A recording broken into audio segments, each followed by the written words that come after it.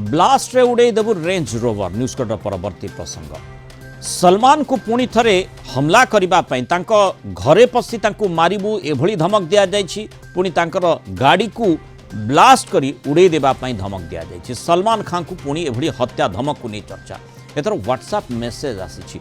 वर्ली रे मुंबई परिवहन विभाग को यही मेसेज आसीछि। एथरे दुर्वृत्त लिखिछि सलमान खान को घरे पसी तांको कार को ब्लास्ट करी उड़ी देबु, सलमान खान को हत्या करिबु।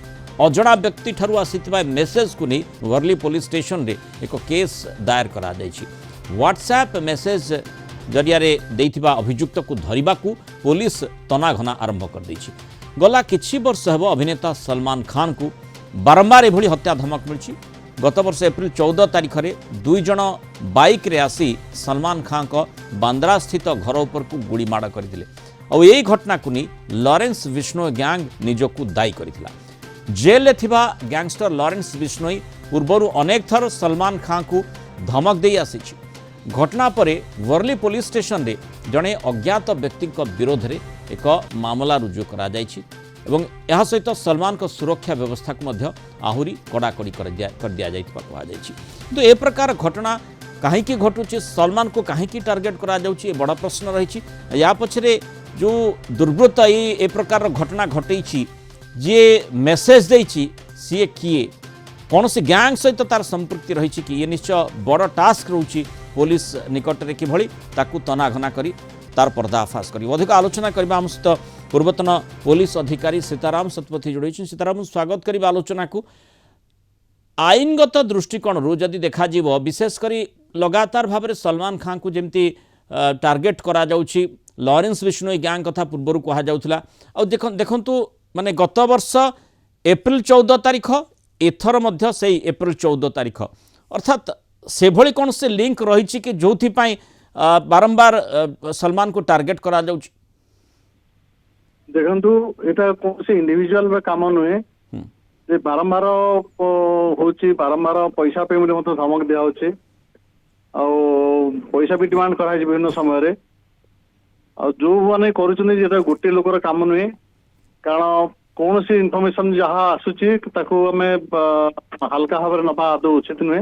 कारण अतीत थे गोटे आटेम्प्ट भी होता गाड़ी उपर गुड़ी माड़ भी होता। तेणु निश्चित भाव में पुलिस गोटे बहुत बड़ टास्क से बहुत चतुरतार सहित व्हाट्सएप मेसेज देती। बर्तमान तार उपर इन्वेस्टिगेशन चलती वर्ली पुलिस द्वारा और निश्चित भाव में भावुची पुलिस तार सुराग पाइब और से लोक बाहर पहुंची पार। कारण व्हाट्सएप मेसेज हेले भी से आईपी एड्रेस बाहर कर जगह पहुंची पारे आशा कर।